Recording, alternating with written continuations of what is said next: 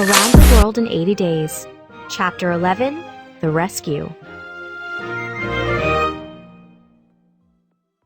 Attempting to rescue the young widow would be a bold undertaking, maybe even an impossible one. But Mr. Fogg did not hesitate, and Sir Francis was an enthusiastic ally.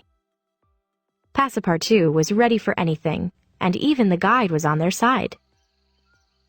"Where are they taking her?" asked Mr. Fogg. "To the pagoda of Pelagi, 2 miles from here," said the guide. "The woman will spend the night there, and the sacrifice will take place at the first light of dawn." The guide looked at the group of rescuers. "It is certain that we shall risk not only our lives, but horrible tortures if we are caught." "That is foreseen," said Mr. Fogg. "I think we must wait until night before acting." "I agree," said Sir Francis. Their guide gave an account of the woman. "She is the daughter of a wealthy Bombay merchant and received an excellent English education. Her name is Aouda. While still very young, she was left an orphan and was married against her will to an old Raja. When he died, she escaped, knowing the fate that awaited her. But she was captured. That is why she is under such heavy guard now." The guide's story strengthened the determination of Mr. Fogg and his friends. As soon as night fell, the guide led them deeper into the thick jungle. They came to an area lit by torches. A group of Indians were sleeping outside a wide brick wall that enclosed the tall pagoda. Guards with swords marched back and forth before the doors. The rescuers hid themselves and waited, hoping the guards would fall asleep. After midnight, when it was clear that the guards were going to patrol all night, Fogg and his companions sneaked around to the back of the pagoda. With 2 sturdy knives that their guide had brought, Mr. Fogg and Sir Francis worked quietly at the loose bricks of the wall. They managed to dislodge a few, and then found they could remove the other bricks with their hands. Their plan was to open a hole large enough for Aouda to slip through. Suddenly, a cry arose from inside the pagoda. Mr. Fogg and his friends escaped into the jungle just as the guards ran to the back of the pagoda. Sir Francis shook his fists, Passepartout was furious, and the guide grimaced with rage. How could they save Aouda now? The tranquil Mr. Fogg waited, revealing no emotion. "We can do nothing but go on our way," whispered Sir Francis.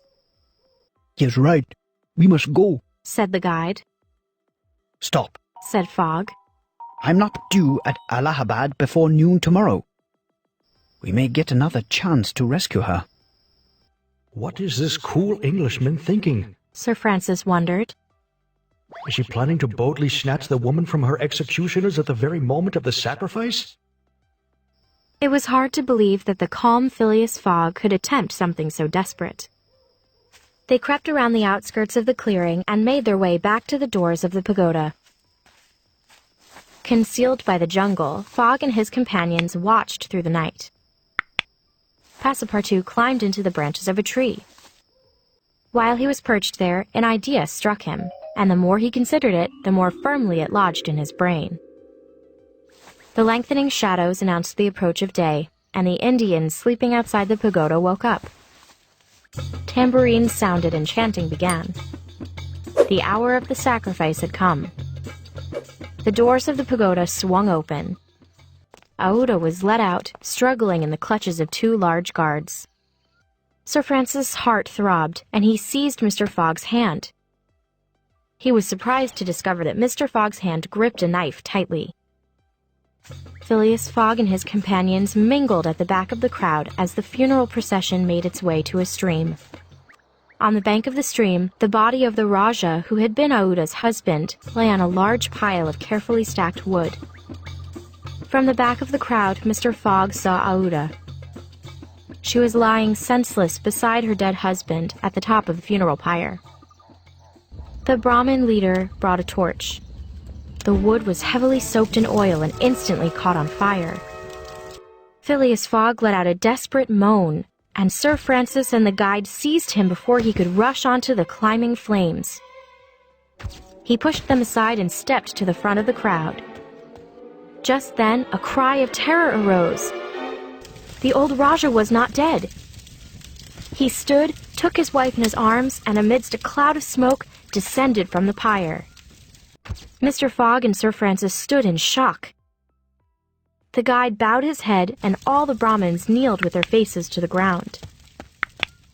To Mr. Fogg's amazement, the Raja who had returned from the dead walked directly up to him. "Let us be off," he said. But it wasn't the Raja at all. It was Passepartout. Huh, were you surprised? If my plan had failed, I wouldn't be here talking to you now. Cremation of the dead is very common in Hinduism. A large funeral pyre is built, usually alongside a river, and the body of the deceased is placed on top. With the help of a priest, the eldest son of the deceased will then light the fire. After the cremation, the deceased's soul is said to be naked. Family members must perform various rites and ceremonies to provide the deceased with a new spiritual body. Eventually, the bones of the deceased are collected and then either buried or placed into a river.